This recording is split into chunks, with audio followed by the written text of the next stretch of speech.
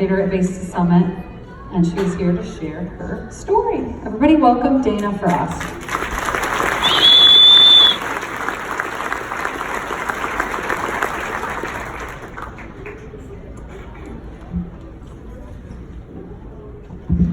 Thank you, Karen. I am so honored to be here and also a little bit terrified, so please bear with me. When I first met my husband, Brad, he used to come up to me and nudge me with his elbow and repeatedly ask, "What's your story?" I hated it. He would do it every single time he saw me, nudge me and say, "What's your story?" And every single time I would shrug my shoulders and say, "I don't have a story." Outwardly, it became this lighthearted game between us, but internally, he had a deep desire to connect, and I had an even deeper desire to avoid. Like many, I had a somewhat tumultuous childhood, and as a way to keep whatever peace I could, I became an expert at avoiding conflict. I was polite, I was agreeable, and I was quiet. Don't rock the boat became my mantra. I quickly learned how to keep my boat steady and to just go with the flow. And then 7 years ago, at 28 years old, my boat was tipped over. What started with a lump in my collarbone, a persistent cough, and shortness of breath led to a diagnosis of Hodgkin's lymphoma. But don't worry, it was the good cancer. At least that's what they all said. Side note to anyone out there, no cancer should be called a good cancer. But at stage 2, I had an 80 to 90% chance of 5-year survival. I was young, I was otherwise healthy, it could be worse, right?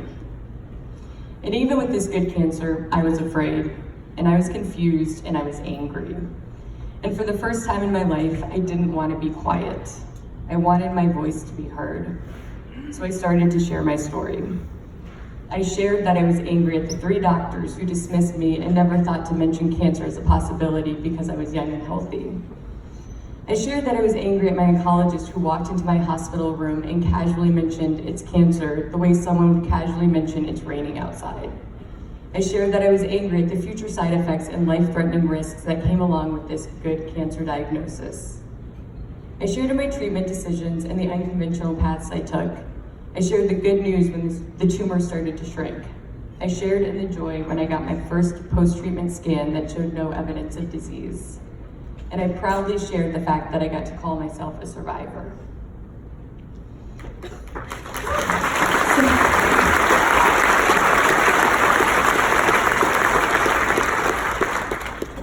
Throughout all this sharing, something really powerful happened. Others started to share their story too. And for the first time, I started to understand the motive behind Brad's deep desire to know my story. When we share our stories, especially our stories of survival, we open ourselves up to connect with others who are surviving too. I wish my cancer story ended there, packaged in a neat little bow where I told you I beat this good cancer and became a more enlightened human being. But like most stories, my story of survival is more complicated than that. A couple of months after my clean scan, my good cancer came back, and this time my odds were flipped. Based on statistics, I now had a 10% chance of 5-year survival. 10%. I was 29 years old and facing my own mortality. Surviving no longer meant growing old with Brad and dying peacefully in our sleep at the exact same time, like we planned. Surviving meant making it through the next days, weeks, and months without the cancer growing and spreading. But I was convinced I would defy the odds. I was going to be a survivor. So I pursued 10 weeks of radiation treatment and I held my breath. And then I got my first clean scan. And 3 months later, I got another. And 3 months after that, another. When I reached my 2-year mark, I was told I could breathe again. And when I reached my 5-year mark, I could live again. And once again, I was a survivor.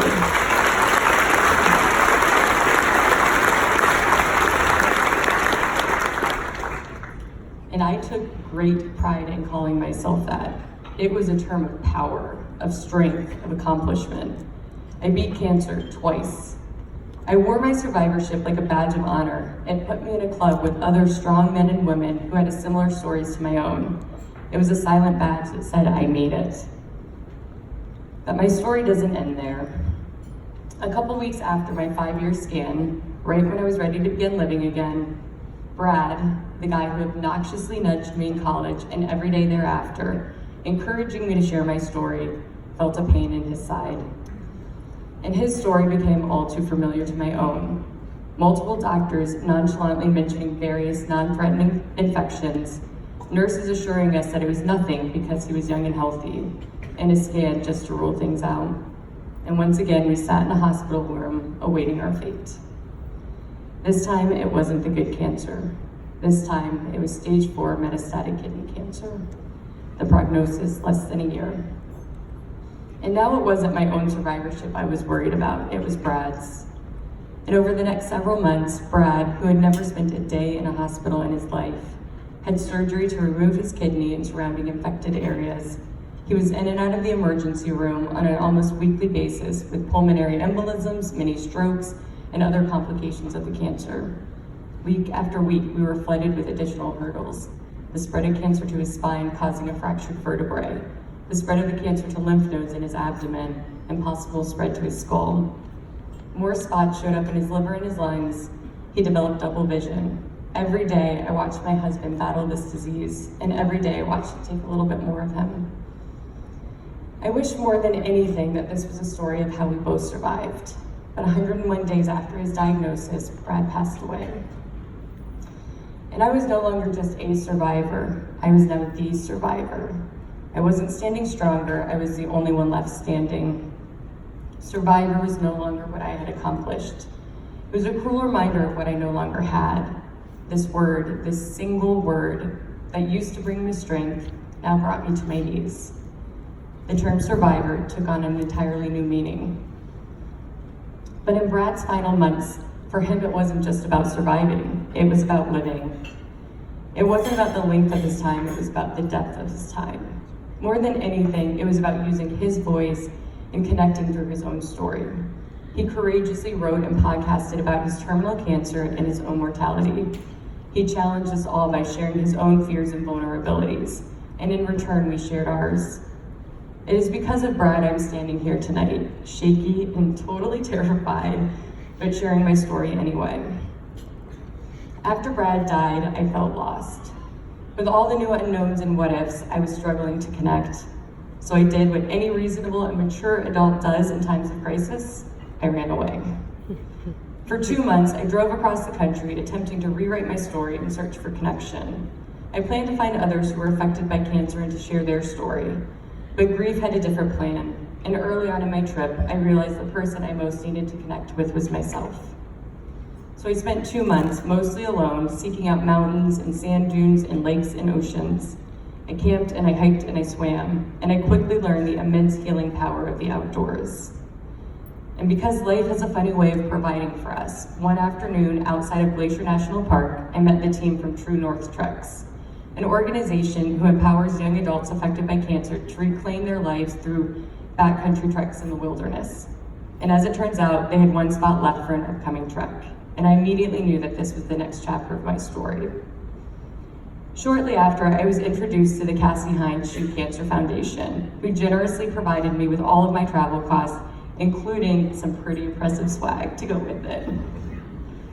These treks and camps are life-altering experiences for survivors, but so often with ongoing medical bills and the loss of work due to cancer treatments, the cost to travel becomes a financial burden on the participant.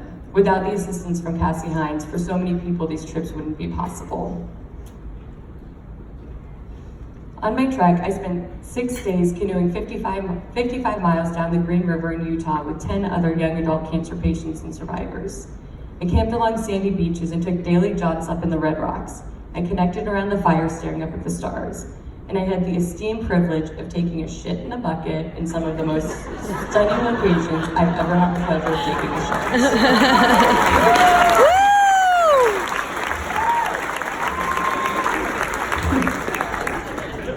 But it wasn't just about the adventure.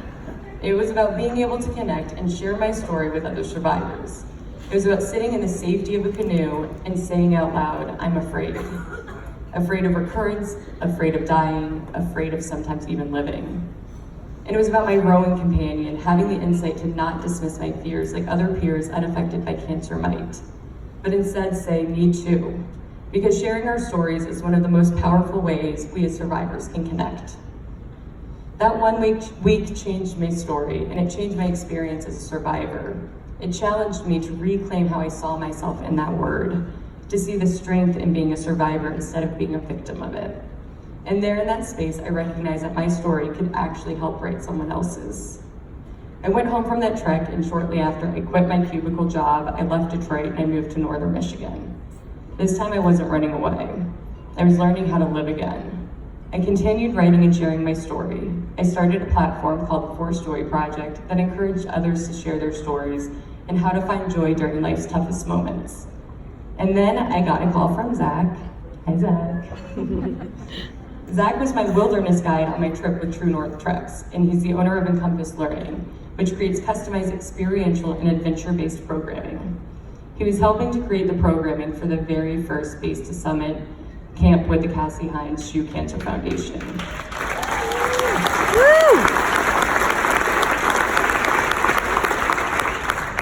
And he wanted me to join as the second staffer for the team. Zach and the Cassie Hines team might not have known this at the time. I think I probably played it pretty cool when they called, but they were offering me my dream job. And I believe part of the reason they took a risk on me is because I was brave enough to open up about my story. Base to Summit combined my passions for the outdoors, my desire to positively impact young adults affected by cancer, and my aspiration to encourage others to share and connect through their own stories. The way my time with True North Treks changed me as a survivor, my experience with Base to Summit changed me as a leader. I was able to witness from an entirely new perspective the way a group of strangers coming from various backgrounds and walks of life were able to bond over their unique collective stories. They opened up about their emotional fears as they were standing on ropes course conquering their physical ones. The week was filled with deep conversations and even deeper laughs. Whether out on a kayak in the backyard or on a sunrise boat ride, or sitting around a fire or on one of the many planned adventures. For a period of time, scans and doctor's appointments and anxiety from the outside world were put on hold. And that is a true gift for anyone who has faced a cancer diagnosis. The week wasn't a perfect week. I personally felt tested and challenged in both my role as a leader and in my role as a survivor. Complications from treatments, ongoing health issues, and physical and emotional limitations were all present. But that is life as a survivor. It's full of ups and downs that only other cancer survivors and patients can truly understand. And that's why programs like Base to Summit are so vital. Programs that create the space to come together, see their lives mirrored in another, and have the opportunity to say, I get it. And the real value of what Base to Summit provided was especially evident during the hardships. With each obstacle, I watched a group of complete strangers show up with compassion and gratitude for their peers, because they all understood. Each with different challenges, they were all survivors who had in one way or another been there too. Ultimately, Base to Summit provided a beautiful place in northern Michigan, removed from the everyday realities of anxiety and what-ifs, and allowed each participant to not just survive, but to really live. The definition of a survivor is a person who continues to live on. I am a survivor.